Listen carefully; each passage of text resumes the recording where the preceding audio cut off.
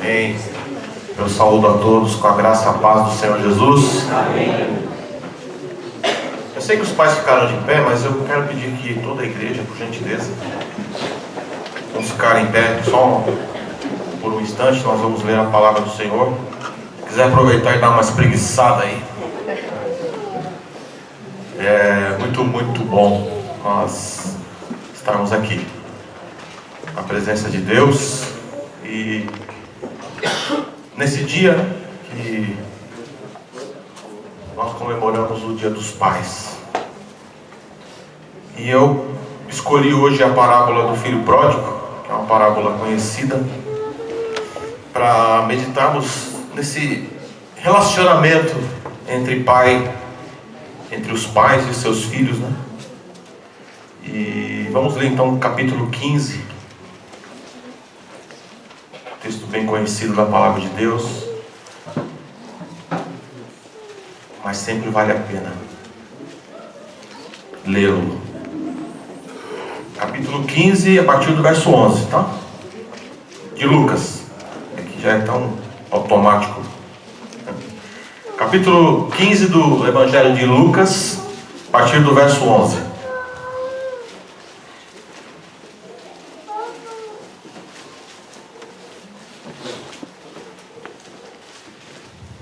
Vamos ler lá no Datashow. E disse-lhe mais: certo homem tinha 2 filhos. O mais moço deles disse ao pai: Pai, dá-me a parte dos bens que me toca. E repartiu-lhes, pois, os seus haveres. Poucos dias depois, o filho mais moço, ajuntando tudo, partiu para um país distante, e ali desperdiçou os seus bens, vivendo dissolutamente. E havendo ele dissipado tudo, houve naquela terra uma grande fome, e começou a passar necessidades. E então foi encontrar-se a um dos cidadãos daquele país, o qual o mandou para os seus campos e a apacentar porcos. E desejava encher o estômago com as alfarrobas que os porcos comiam, e ninguém lhe dava nada. Caindo, porém, em si, disse: quantos empregados de meu pai têm abundância de pão, e eu aqui pereço de fome. Levantar-me-ei, irei ter com o meu pai, e dir-lhe-ei: Pai, pequei contra o céu e diante de ti. Já não sou digno de ser chamado teu filho. Trata-me como um dos teus empregados. Levantou-se, pois, e foi para o seu pai. E estando ele ainda de longe, seu pai o viu, encheu-se de compaixão, e correndo, lançou-se-lhe ao pescoço e o beijou. E disse-lhe o filho: Pai, pequei contra o céu e diante de ti, já não sou digno de ser chamado teu filho. Mas o pai disse aos seus servos: trazei depressa a melhor roupa, vestilha, e põe-lhe um anel no dedo e alparcas nos pés. Trazei-me também um bezerro cevado e matai-o, comamos e regozijemo-nos, porque este meu filho estava morto e reviveu, tinha-se perdido e foi achado. E começaram a regozijar-se. Ora, o seu filho mais velho estava no campo, e quando voltava, ao aproximar-se de casa, ouviu a música e as danças. E chegando a um dos servos, perguntou-lhe: o que era aquilo? E respondeu-lhe este: chegou o teu irmão, e o teu pai matou um bezerro cevado, porque o recebeu são e salvo. Mas ele se indignou e não queria entrar. Saiu então o pai e estava com ele. Ele, porém, respondeu ao seu pai: eis que há tantos anos te sirvo e nunca transgredi um mandamento teu. Contudo, nunca me deste um cabrito para eu me regozijar com os meus amigos.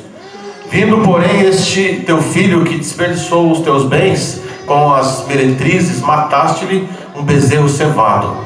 E replicou-lhe o pai: filho, tu sempre estás comigo, e tudo que é meu é teu. E era justo, porém, regozijarmos-nos e alegrarmos-nos, porque este teu irmão estava morto e reviveu, tinha-se perdido e foi achado. E disse Jesus também aos seus discípulos: até aqui. Vamos falar com o Pai. Senhor maravilhoso Deus, eterno Pai, que o teu nome seja santificado, que o teu nome seja exaltado e engrandecido. Nós estamos aqui, Senhor, na congregação dos santos, exaltando e engrandecendo o teu nome. Senhor, nós queremos meditar naquilo que o Senhor colocou no nosso coração hoje, para que nós fizéssemos isto que estamos fazendo, meditássemos na Tua Palavra, naquilo que tem para nos mostrar. Nós já conhecemos esse texto, nós já pregamos, já ouvimos, já meditamos por muitas vezes, já ouvimos muitas histórias, muitas interpretações, e sabemos que o Teu Espírito nos diz que a Tua Palavra, ela é nova a cada manhã, ela se renova a cada manhã. Por isso, ó Deus, que os Teus servos que estão aqui hoje possam receber essa palavra de uma forma nova, para um momento novo, para começar uma nova história. Em nome de Jesus, Senhor, que as palavras da minha boca e a meditação do meu coração sejam gratas diante de Ti. Amém e amém. A igreja pode se assentar. Como eu havia falado, eu estou pregando uma série de mensagens em cima ou sobre as parábolas de Jesus. E hoje quero aproveitar que é o Dia dos Pais para meditar nessa parábola de Jesus, que é bem conhecida. E eu fiquei pensando em uma coisa que, conversando com muitas pessoas, lendo sobre esse assunto, esse tema, relacionamento entre pais e filhos.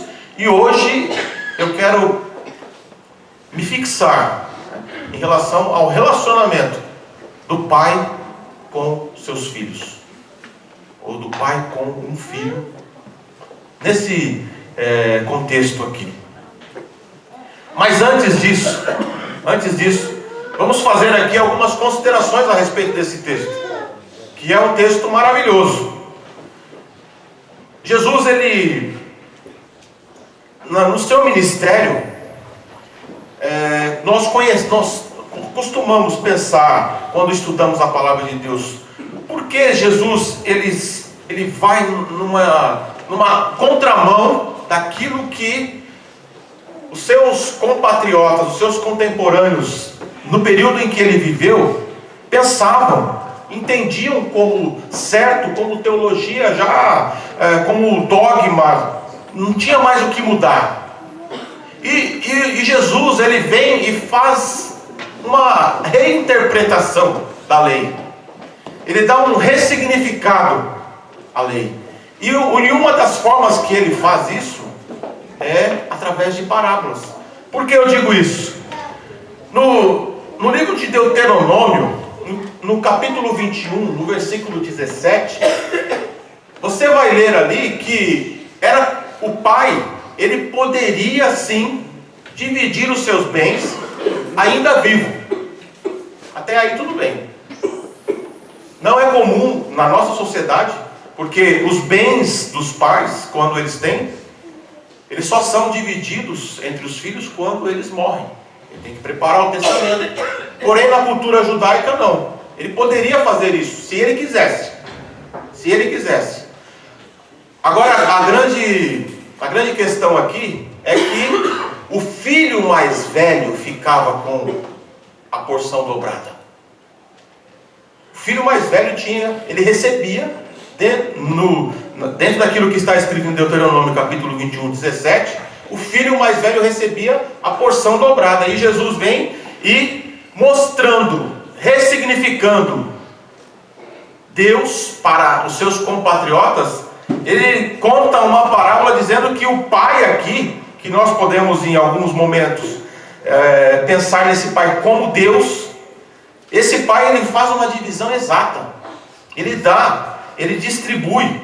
E Jesus continua dizendo: um homem tinha 2 filhos, e o mais novo reivindicou do seu pai: pai, dá-me a minha parte de herança. E o pai repartiu a sua propriedade entre eles. Então, o primeiro ponto que nós temos que pensar é nessa interpretação de Jesus, e como as suas palavras elas abriram muitos caminhos para aquilo que os judeus tinham como certo.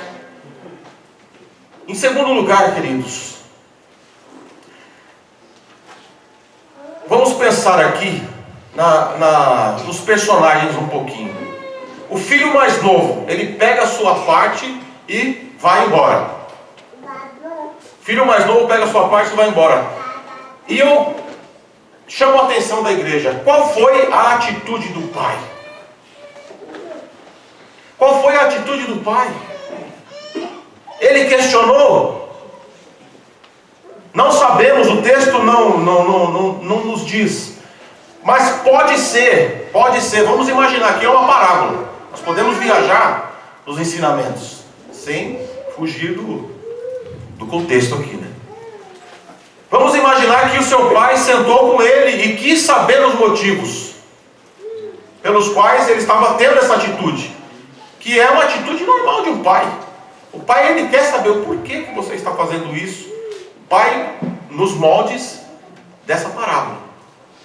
E pode ser que ele tenha chamado esse filho mais novo e sentou com ele à mesa e conversou, mas pode ser que não. Pode ser que não. Então, essa atitude do pai, ela nos remete, nos faz pensar em algumas questões em relação até mesmo à igreja, ou até mesmo no seu lar, no meu lar. Pode acontecer isso. O meu filho, ele pode chegar um dia para mim e falar: pai, me dá a minha parte aí. Eu falar: ai, meu Deus, não tem jeito, porque eu não tenho nada. A casa que eu moro é da Caixa Econômica Federal. O carro que eu troquei é do Bradesco, né? Então, não tenho nada. Não tenho nada. E a única coisa que eu posso falar para ele, que eu já falei para alguns jovens, você orou a Deus? Você pediu direção do Senhor? Você realmente está fazendo uma coisa debaixo da autoridade do Todo-Poderoso? Ou você está fazendo isso por causa da sua própria vontade? É o teu desejo fazer isso. Quais são os motivos? Quantas pessoas saem de casa, saem do trabalho, a porta que Deus abriu, e de repente, eu estou falando isso para os crentes, porque a palavra do Senhor, ela é muito clara. As coisas, elas dão certo para muitas pessoas que estão aí fora. Elas dão certo. Agora, quem anda, quem conhece o Senhor, quem foi chamado, nós temos que entender que é Deus que controla a nossa vida. E se você quer agir como um rebelde, como um filho esbanjador, como um filho pródigo, você também pode agir, só que as consequências virão. Então, de repente, dá na cabeça: eu vou sair, não está legal aqui eu não tenho oportunidade, o meu pai cobra muito, o meu pai é chato, o meu pai é isso, o meu pai é aquilo, esse pastor não está com nada, esse pastor tem um grupinho, ele parece que ele tem facções aqui dentro da igreja, e começa a falar e colocar os motivos que nós temos, que nós entendemos a nossa realidade, aquilo que eu estou enxergando, aquilo que as pessoas muitas vezes enxergam que não é a realidade. Eu vou falar sobre isso. E aí, a atitude do pai, qual que é? Pode ir, não tem problema, pode ir. Deus é assim. Nós nos afastamos, as pessoas se afastam de Deus. E o que Deus faz? O que Deus faz? Nada.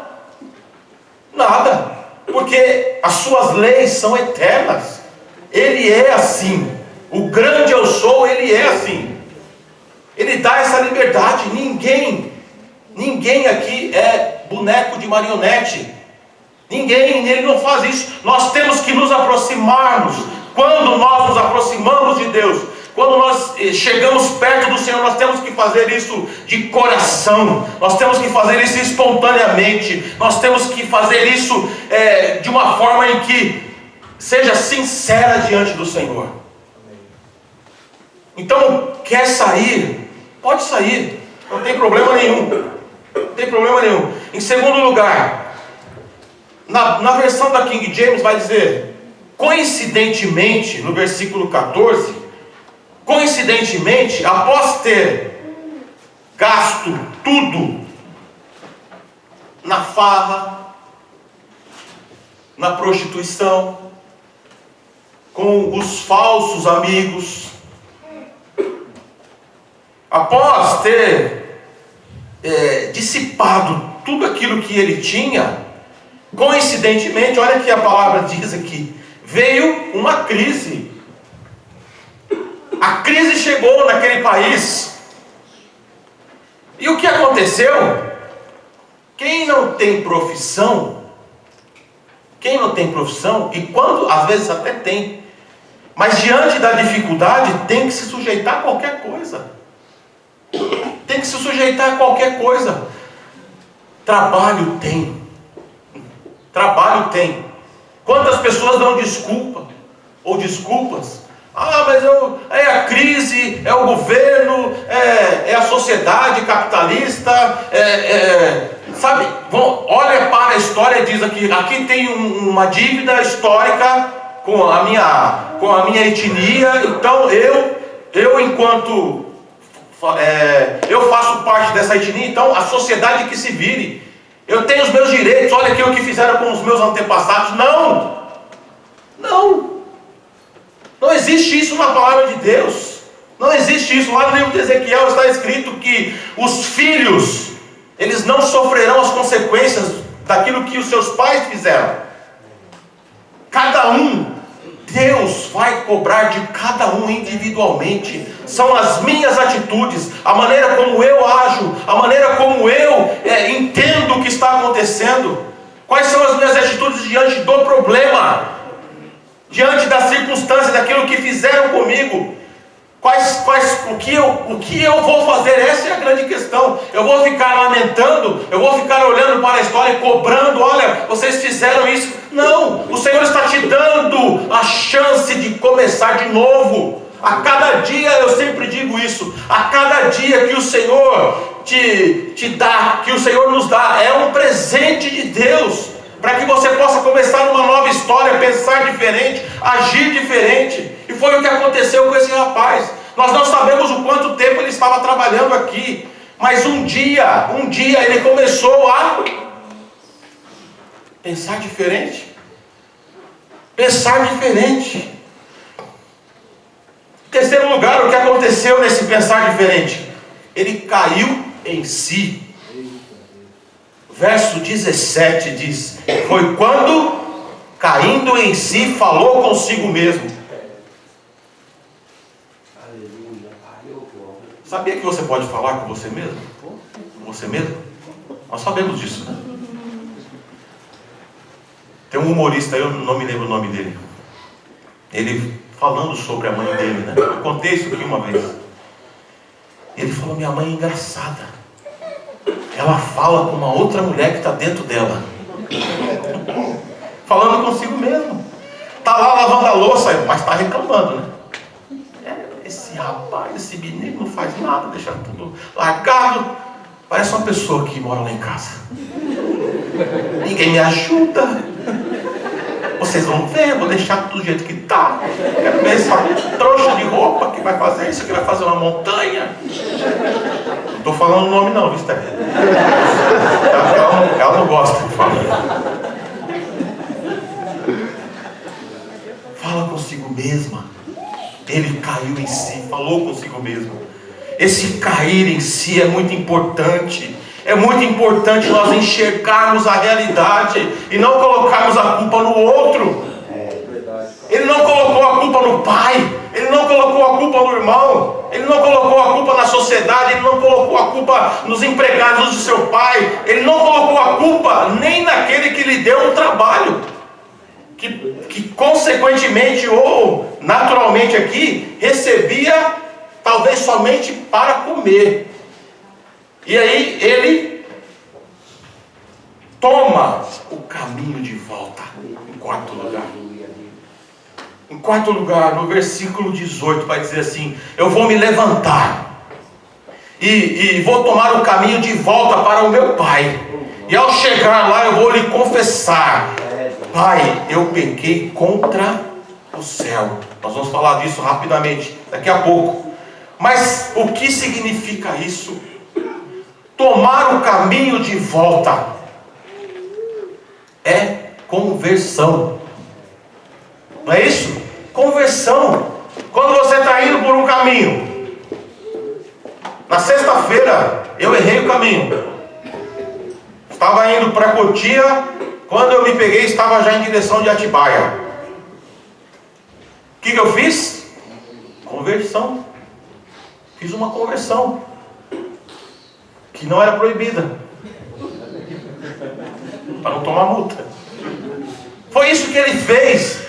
O que estava acontecendo com esse rapaz? Primeiro, ele cai em si, não coloca a culpa em ninguém, reconhece os seus erros. Em segundo lugar, ele estava se convertendo.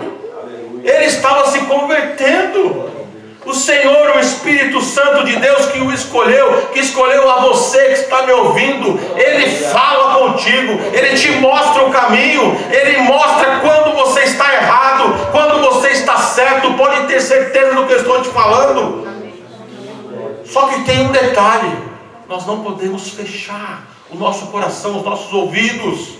Quantas pessoas fecham os seus ouvidos, não querem ouvir aquilo que o Espírito está dizendo? O Espírito falou com esse rapaz: olha, você tem que voltar, você tem que voltar, você tem que se converter. E ele ouviu.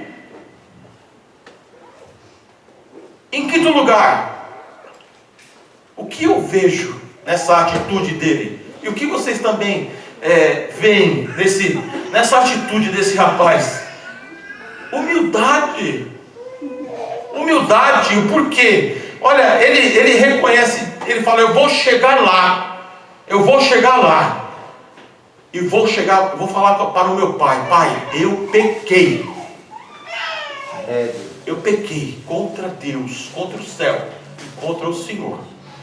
Humildade. Quando nós agimos com humildade, nós somos honrados. Aleluia. Nós somos honrados. Quando você age com humildade, quando você reconhece. Alguns paradigmas são criados em nossas mentes e nós achamos, sem conhecer, eu vou colocar aqui uma situação hipotética, sem conhecer a pessoa, muitas pessoas já fazem uma análise, uma pré-análise e um pré-julgamento, sem conhecer daquilo que a pessoa é e da situação que está acontecendo. A pessoa faz uma análise e o que acontece? Não tem coragem de chegar e conversar, de chamar, olhar no olho e perguntar: o que está acontecendo? Qual é o seu pensamento? O que você acha diante dessa situação? Por quê? Porque eu tenho uma impressão de que você pensa assim ou dessa forma. E aí, para surpresa de muitas pessoas, quando você conhece a pessoa de verdade, você vai ver que ela tem um bom coração. Você vai ver que não era nada daquilo que você estava pensando. Então você criou, as pessoas fazem muros que separam e não têm a coragem, não chegam até as pessoas e não conversam, fazem os seus pré-julgamentos. Isso não pode acontecer. Jesus não foi assim. Ele não julgou aquela samaritana, aquela mulher, por causa da sua etnia.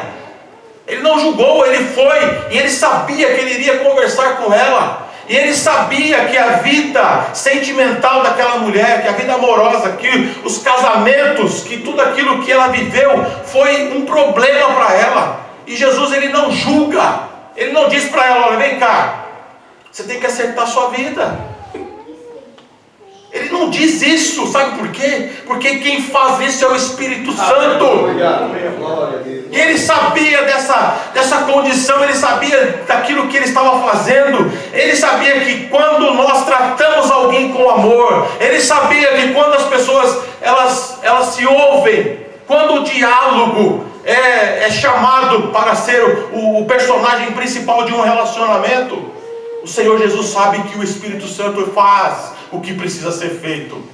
Eu não preciso julgar, eu não preciso apontar, você está errada, você é adúltera, você é ladrão, você é promíscuo, você é isso. Não precisa fazer isso, porque o Espírito Santo de Deus faz. Ele coloca pessoas, ele tira pessoas. O Senhor vem com sua espada de justiça e ele faz justiça.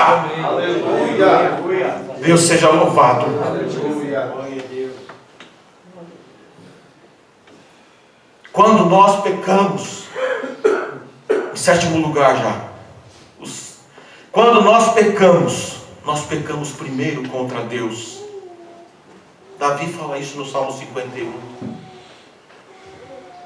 Amada igreja, tenha isso no teu coração.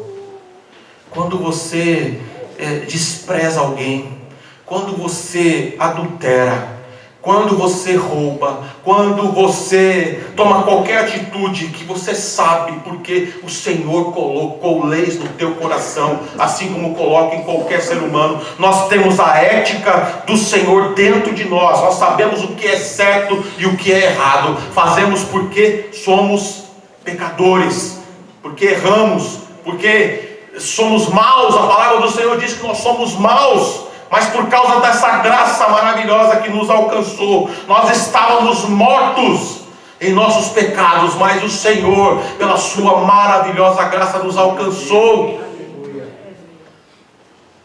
E nessa luta que nós vivemos em fazer o bem, e sabendo o que é o bem, e quantas vezes nós não fazemos, e quando nós erramos, quando nós deixamos, quando nós caímos nos nossos erros, os nossos desejos vêm, são mais fortes do que nós, e nós erramos e nós pecamos.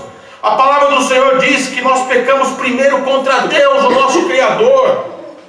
Foi isso, olha por que eu digo que esse rapaz estava convertido. Porque ele chega para o seu pai e diz: eu pequei contra o céu e depois contra o Senhor. Então nós temos que pensar muito quando vamos falar, pensar muito quando vamos agir, pensar muito quando há situações que nós sabemos que são segundos que vão determinar ali uma angústia que você pode carregar por sua vida inteira.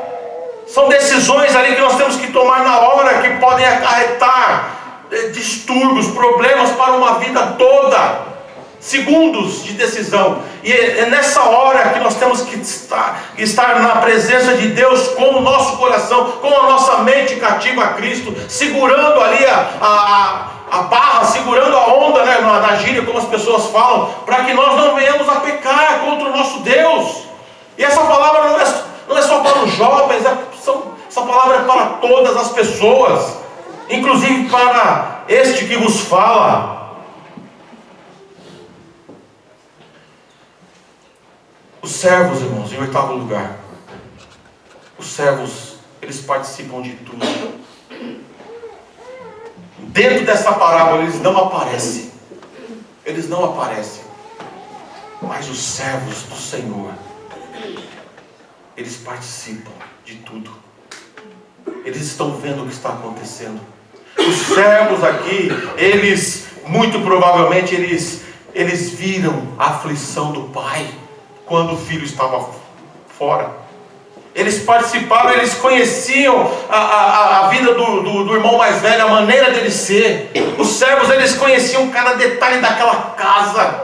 Eles sabiam onde estavam as melhores roupas. Eles sabiam onde estavam as melhores sandálias. Eles sabiam onde estavam os melhores alimentos. O Senhor, Ele revela isso aos seus servos.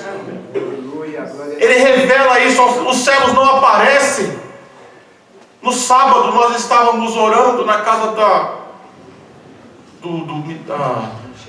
da Michele e do Ricardo. É no sábado não, na sexta, né? Desculpa. Na sexta-feira à noite nós estávamos orando. E eu conversando com a nossa irmã missionária. Qual é o nome da senhora mesmo? Eli, missionária Eli. E ela estava com uma pessoa ali, uma irmã. E quando eu estava orando por aquela pessoa, por aquela mulher, o Espírito Santo me mostrou as orações daquela mulher. Como ela era serva. A igreja que ela congrega, ela é sustentada pelas orações das servas do Senhor, pelas mulheres e pelos homens, mas falando aqui mais em relação à mulher agora, as mulheres de oração, as mulheres que dobram o joelho, que se propõem a estarem aqui na casa do Pai, em outras igrejas, o círculo de oração, que muitas vezes é debochado, é desprezado pelos jovens, por muitos da igreja. Aquelas irmãzinhas, e o Senhor, o Espírito de Deus revelou, esta igreja é sustentada por causa das orações das mulheres e dos servos do Senhor, que estão de joelhos clamando, não somente aqui, mas nos lares, em todos os lugares, que o Espírito de Deus nos convoca à oração, porque o Senhor nos chama a orar, o Senhor nos chama a clamar. Os servos aqui, eles viram tudo, eles participaram de tudo. Por quê? Porque o Senhor estava revelando isso a eles. Porque são servos. São servas. Glória a Deus, aleluia. O servo não quer honra. O Senhor o honra. Santo Deus,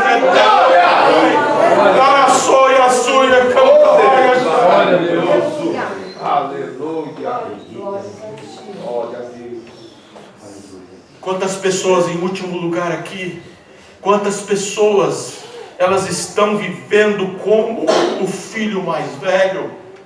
Quantas pessoas estão vivendo como o filho mais velho? Com o coração fechado, com o coração magoado, como os fariseus estavam. Quantas pessoas estão assim como o filho mais velho? Não se alegram com a alegria do irmão.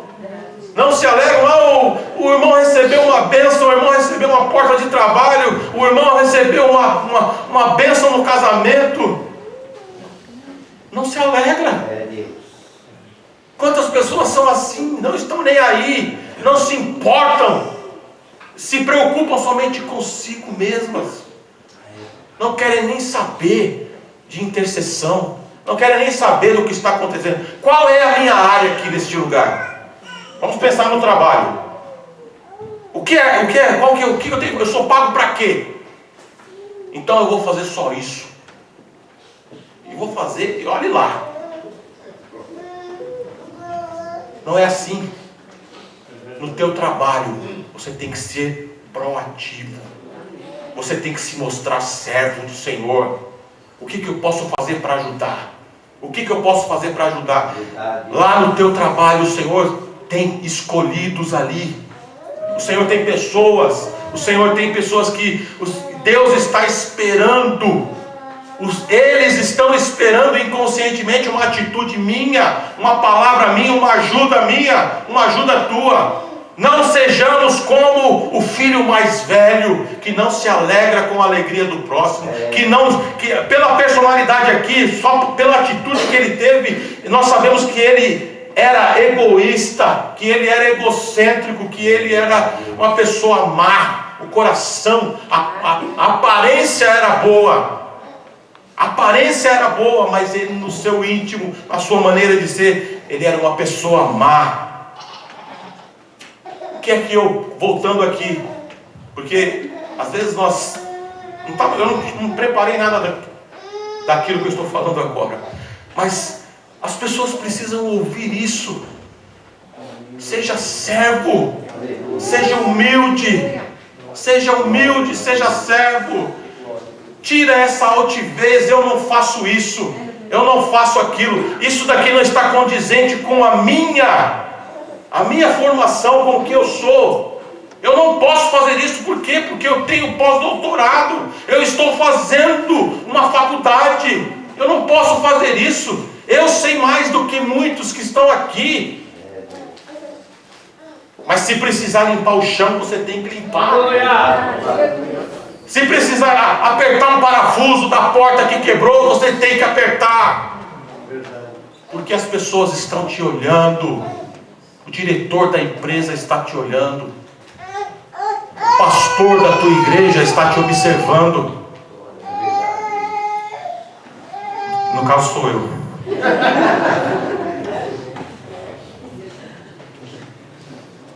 Não é porque eu não chamo atenção, Não é porque eu não pego no pé que eu não sofro, que eu não observo. Eu olho, eu vejo quem são os verdadeiros servos, quem não são, quem não é.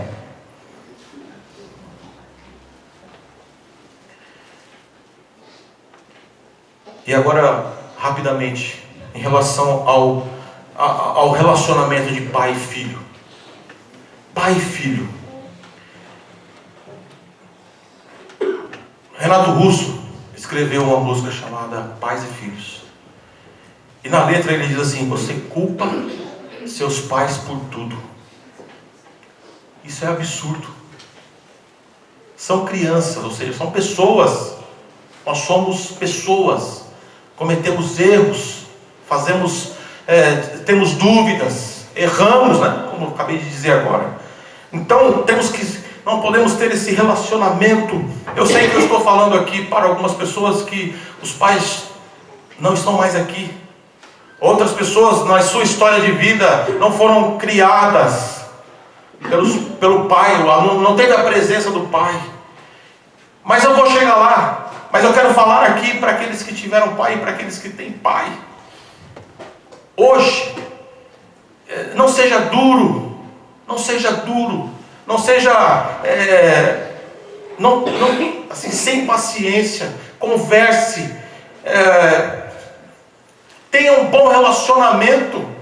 O apóstolo Paulo escreveu em Colossenses e também em Efésios aquilo que está escrito no Antigo Testamento em relação a honrar os seus pais, para que se prolongue os seus dias na terra. O único mandamento com promessa que vocês sabem.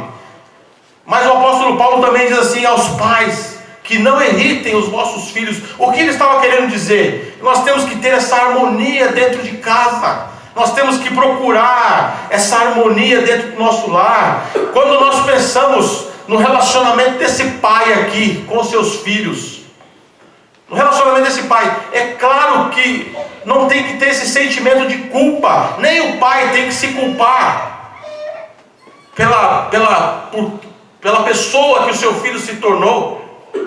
O pai não pode se culpar pela pessoa que o seu filho se tornou. E nem o filho pode culpar o pai pela educação que teve. Então, esse diálogo, esse relacionamento tem que ser um relacionamento de amor, de perdão. O filho mais novo aqui, ele criou dentro dele um personagem. Ele criou dentro dele, essa personalidade dele foi crescendo. É claro que ele teve influências, vamos imaginar aqui. Teve influências, assim como o filho mais velho teve influências. E o pai é uma influência na vida do filho. O pai é uma influência na vida do filho. Eu lembro de Davi e Absalão. Davi teve vários filhos, mas Absalão tinha algo assim entre os dois que era algo assim sobrenatural, espiritual é a palavra certa. Era algo espiritual. Absalão olhava para o seu pai, pelo que o texto nos mostra aqui, com inveja, querendo afrontar o pai, querendo ser maior do que seu pai. E Davi, por outro lado, não chamou esse menino, não chamou esse rapaz para conversar. Não teve essa atitude de chamar, senta aqui, vamos conversar. Uma certa ocasião, Absalão ficou plantado em frente ao palácio, tentando falar com o pai, e ele não o recebeu. Duro, coração duro. Então, nós temos que imaginar isso daqui, porque tudo isso que são exemplos que nós temos que ter, para não cometermos os mesmos erros.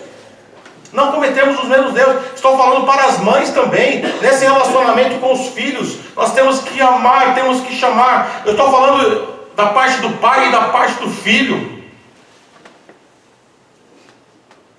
Existe uma questão que Deus conhece muito bem. Deus conhece muito bem, que é o inconsciente humano. Inconsciente humano. A ciência estuda, a psicologia, a psiquiatria, a psicanálise, eles estudam, mas Deus conhece como ninguém o teu inconsciente. É no teu inconsciente, no meu inconsciente, que ficaram guardadas memórias, traumas, que mesmo que você não tenha domínio sobre isso, muitas vezes isso aflora, isso você coloca para fora, você externa nas suas atitudes, naquilo que passa na tua mente, no inconsciente, fica ali guardadinho, fica ali, você não, na hora, você não se lembra nem da reação que você teve, uma palavra que foi dita, um gesto, mas as palavras elas marcam mais, mas os gestos, a maneira como você viveu, isso tudo na tua infância, na tua adolescência, isso tudo está guardado no teu inconsciente. E muitas vezes nós temos algumas atitudes e nós não entendemos o porquê. Muitas vezes vem pensamentos em nossas mentes e nós não entendemos o porquê que eu estou pensando nisso. É o inconsciente. É o inconsciente que está lá, as coisas estão guardadas. E volta e meia elas afloram. E aí nós choramos. E aí nós lamentamos por causa da nossa atitude naquele momento com alguma pessoa e principalmente com o pai. Rapidamente, os meus pais, eu já contei isso aqui, eles se separaram. E eu acompanhei, eu e minha irmã que está aí, nós acompanhamos todo esse movimento, nós sofremos. Toda separação é traumática, nós sofremos. Meu pai tomou algumas atitudes, minha mãe tomou outras atitudes, mas eu vou falar por mim aqui, eu creio que isso está acontecendo com o coração dela. Eu não culpo meu pai, eu perdoei o meu pai. Não culpo, eu tenho um livre acesso ao meu pai. Eu posso chegar ao meu pai e conversar sobre o que eu quiser. E eu perdoei principalmente a minha mãe, pelas atitudes que ela teve, por quê? Porque nós somos seres humanos. A música do Renato Russo diz, são crianças, são pessoas, como todos nós somos, cometemos erros. Agora, se eu ficar guardando isso, se nós ficarmos guardando isso, volta e meia, isso vai chegar na nossa mente, ao nosso intelecto, à nossa cognição, isso vai te atrapalhar no andamento da tua vida. Você vai ficar travado em algumas áreas, por quê? Porque nós temos que perdoar. Essa é a chave, perdoar aquilo que o teu pai fez, aquilo que o teu pai falou, e da mesma forma o pai, perdoar, como esse pai aqui perdoou as atitudes do seu filho, e começar de novo, amanhã ou a partir de agora, você pode fazer um pacto com você mesmo, com você mesma. Eu vou ser diferente, eu vou ser melhor, eu vou começar de novo, vou começar uma nova história, vou agir diferente. O que é ser servo? O que é ser servo? Eu quero ser servo, porque Deus honra os servos.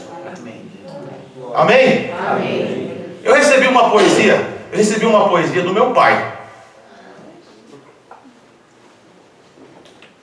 E eu quero terminar a palavra de hoje lendo essa poesia.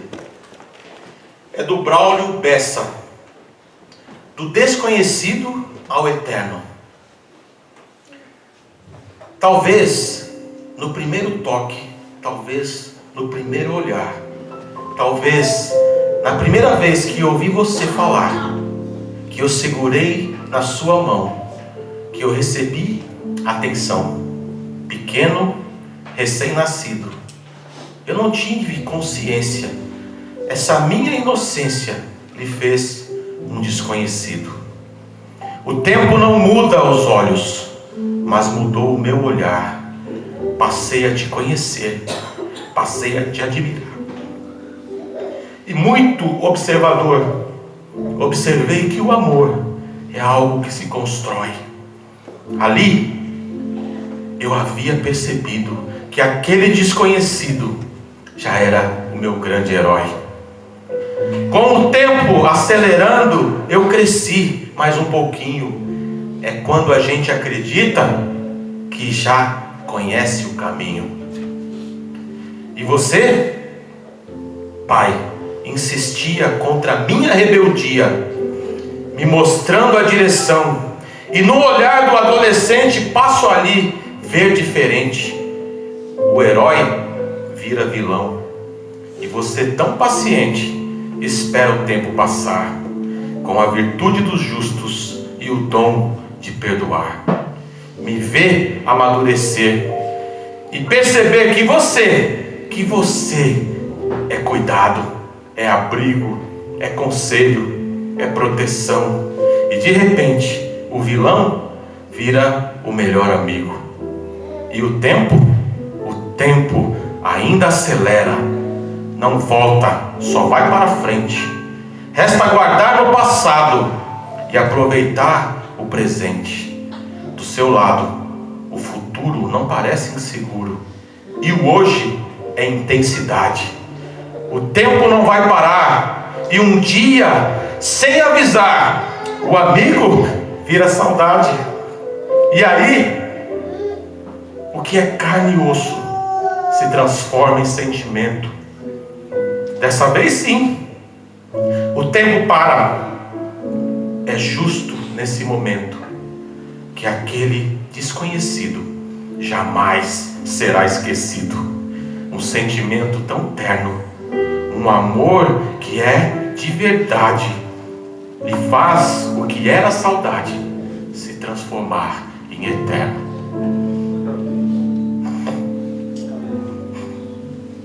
As palmas.